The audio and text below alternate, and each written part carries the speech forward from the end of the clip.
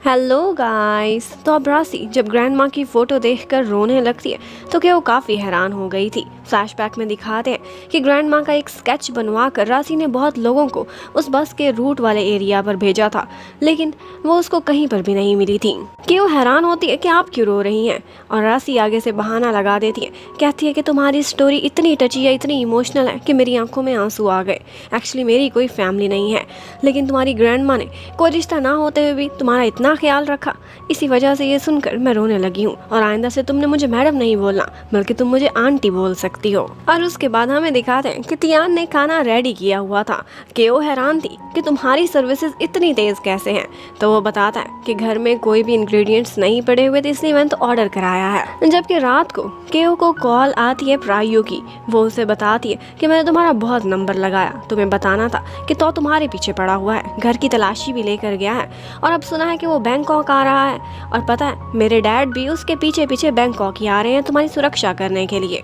उधर हमें दिखाते हैं कि अंकल हाइया भी बैंकॉक पहुंच चुके हैं। वो तो के पीछे पीछे थे और वो देखते हैं कि वो किसी को रिपोर्ट कर रहा है। एक सुनसान सी जगह पर वो एक्चुअली मिस्टर थेप से मिल रहा था। वो गाड़ी का नंबर तो याद करना चाहते थे, लेकिन एक कॉल की वजह से वो डिस्ट्रैक्ट हो जाते और उसके बाद वो लोग इधर उधर हो गए थे।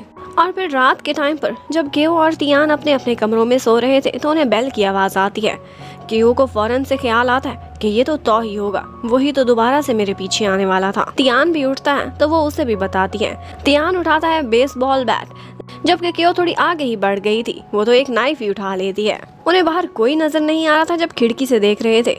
वो जैसे ही आगे बढ़ते हैं, दरवाजा खोलते ही वो तो अटैक कर रहे थे, लेकिन थैंक्स गॉड उन्होंने देख लिया था कि ये तो अंकल हाया है।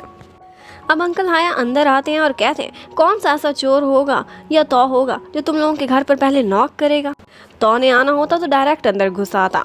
और फिर वो बताते हैं तियान को कि तो किसी को यहाँ रिपोर्ट कर रहा है, शायद यहाँ पर भी है जो केओ का पता चला रहा है या फिर उसका दुश्मन है, लेकिन मैं उसकी गाड़ी का नंबर याद नहीं कर सका। अब ऑफ कोर्स अंकल ने भी वहीं पर सोना था, तो तियान कहता है मैं आपके साथ रूम शेयर कर लूंगा। जबकि उधर तियान के डैड बेचारे को तो रात को नींद भी नहीं आ रही थी, अपने बिजनेस की टेंशन लेकर कि पता नहीं नार्थ के डैड कैसे बदला लेंगे। आंटी उन्हें समझाने लगती है कि देखो अगर तियान से कोई भी बात करनी है तो स्लोली करना या फिर मैं करूंगी, वरना आपने बात की तो पहले ही आप दोनों की आपस में नहीं बनती, दोबारा से आर्ग्यू करने लगेंगे। केओ नेक्स्ट मॉर्निंग उठती है और उसने ब्रेकफास्ट रेडी किया हुआ था। अंकल तो बहुत फ्रेश आए थे, जबकि बेचारा तियान उसकी तो आंखें नींद से भरी हुई थी। एक्चुअली वो सारी रात सो नहीं सका था अंकल के खराटों की वजह से। और अंकल अभी भी कह रहे थे कि मुझे तो तियान की वजह से अच्छी नींद नहीं आई, आप लोग ऑफिस जाओ, मैं तो खुद पीछे सोने वाला हूँ। उधर केओ भी नोटिस करती है कि तियान की हालत आज बहुत खराब है, इवन कि वो खुली आंखों से और झटके भी ले रहा था। वेल अब वो लोग ऑफिस जाते हैं। आज शाम में उनका इवेंट था जिसकी उन्होंने तैयारी करनी थी। अब जब तियान ऑफिस में आता है तो उसने केओ के पीछे पीछे उसका ड्रेस उठाया हुआ था। सब लोग देख रहे थे कि ये तो एक परफेक्ट बॉयफ्रेंड है, मैरिज मटेरियल है। उधर केओ को काफ़ी सारा काम था आज। उसकी सुपरवाइजर ने उसे एक काम दिया था और दूसरे काम के लिए वो उसे बुलाने लगती है, तो यहाँ तियान उसकी हेल्प करने लगता है। कहता है कि तुम दूसरा काम हैंडल करो, इसमें मैं तुम्हारी हेल्प करता हूँ। अब उसी कैफे में पास ही विन भी बैठा हुआ था। विन अपना खाना खत्म करके तियान के पास आता है और पूछता है कि क्या तुम केओ के बॉयफ्रेंड हो सच में, जैसा कि र्यूमर्स हैं। लेकिन वो कहता है ऐसा कुछ नहीं है, हम सिर्फ फ्रेंड्स हैं।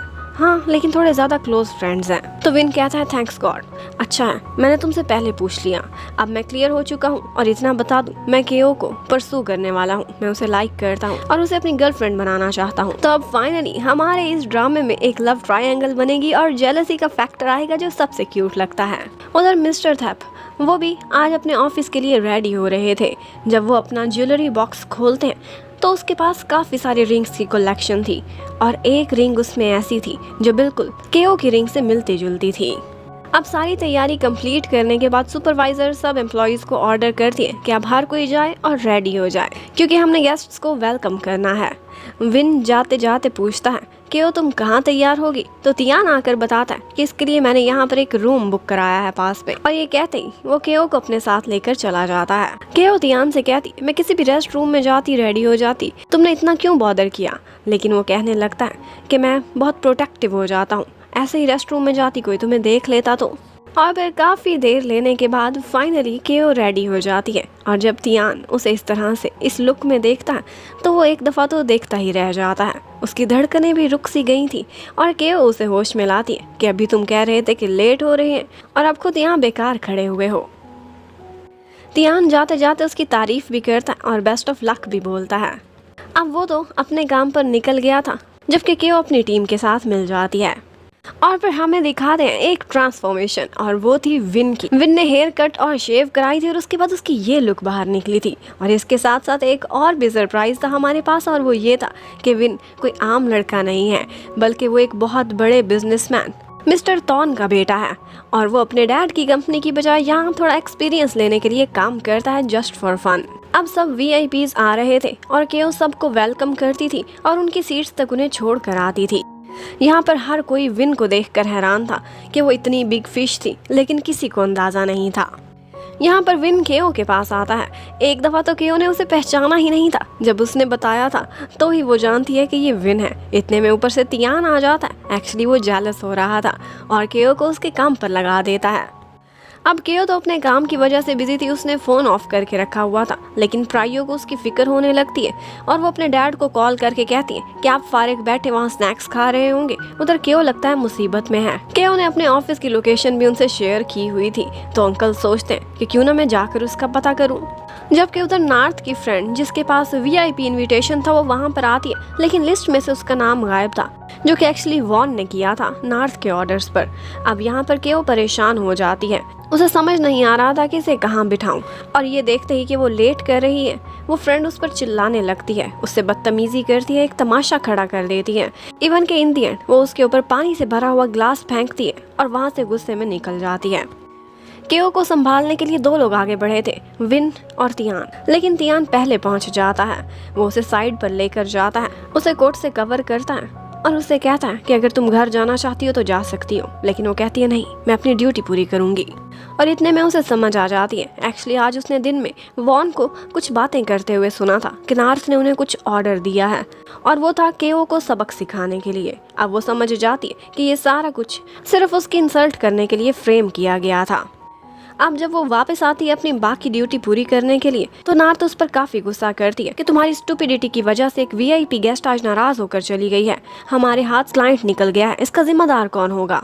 लेकिन यहाँ पर तियान उसकी साइड लेता है और उसे अंदर लेकर जाता है और बोलता है कि अगर इसका कोई जिम्मेदार है तो वो तुम हो, एक इंटर्न ही है वो, उसे 1 हफ्ता हुआ है काम करते हुए और तुम उसे इतना इंपॉर्टेंट टास्क दे रही थी, तुम्हें हैंडल ही नहीं करना आता कि अपने एम्प्लॉयज से किस तरह से और कौन सा काम लेना चाहिए, इसलिए अगर कोई फायर होगा तो सबसे पहले तुम होगी। जबकि उधर बाहर मिस्टर थैप आते हैं और केओ उनका वेलकम करती है। यहाँ पर वो केओ के हाथ में वही रिंग देख लेते हैं जो कि उसकी मम्मी की निशानी थी। ये देखते ही वो शॉक्ड रह गए थे। अब नेक्स्ट क्या होगा ये देखने के लिए stay connected. Thank you for watching, bye bye.